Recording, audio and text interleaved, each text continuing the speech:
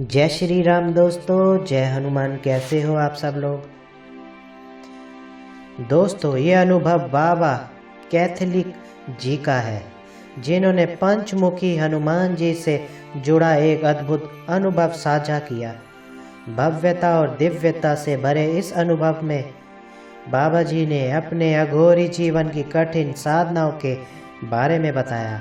हाल ही में काशी विश्वनाथ के पवित्र नगर वाराणसी के दशाश्वमेध घाट पर वह रात्रि के संघर्ष में हनुमान जी के रुद्र स्वरूप में कठोर साधना में लीन थे।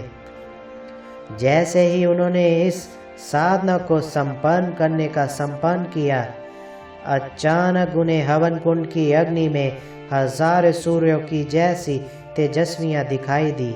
उन्हें पंचमुखी हनुमान जी का विराट और विकराल दर्शन हुआ और ये दृश्य देखकर बाबा जी का कठोर हृदय भी एक पल को घबरा गया।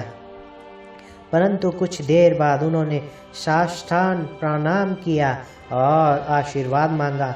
परंतु हनुमान जी ने कहा, मैं तुम्हारे आशीर्वाद देने में असमर्थ हूँ। ये सुनकर बाबा जी के मन में आश्चर्य और घबराहट भर उठे। उन्होंने ये जानना चाहा कि आखिर क्यों उन्होंने उनके इष्ट देवता को आशीर्वाद क्यों नहीं दिया।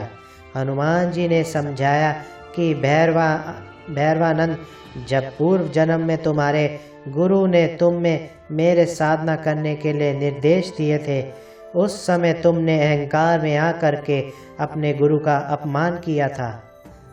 इस पर तुम्हारे गुरु ने तुम्हें श्राप दिया कि तुम मेरी आज्ञा के बिना साधना करोगे, लेकिन तुम्हें फल नहीं मिलेगा।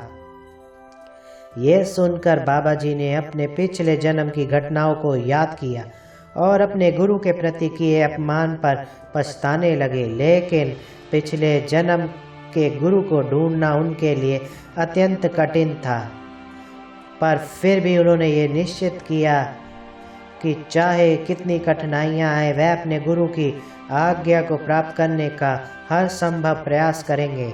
ये सच्चाई साबित करती है कि सदैव अपने गुरु की आज्ञा का पालन करना चाहिए, क्योंकि ब्रह्मांड में गुरु का अपमान करने वाले का कल्याण स्वयं भगवान भी नहीं कर सकते।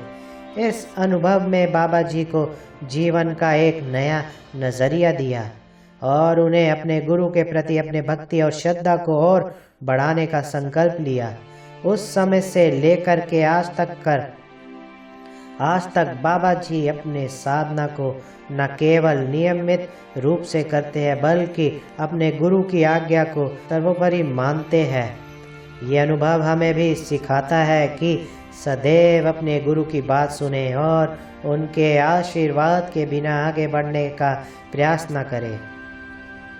हनुमान जी के ऐसे वचन सुनकर के मैंने उन्हें प्रणाम किया और वही साधना स्थल पर ही उस रात्रि विश्राम किया।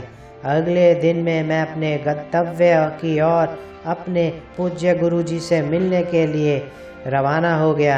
स्थान पर पहुंचते ही पूछते पूछते मैं जैसे ही नगर सेठ की दुकान पर पहुंचा, तो वहां बैठे एक आकर्षक युवक ने ऊंचे स्वर में मेरा नाम लेकर पुकारा, आ गए भैरवानंद, मैं तेरा ही बात कर रहा था।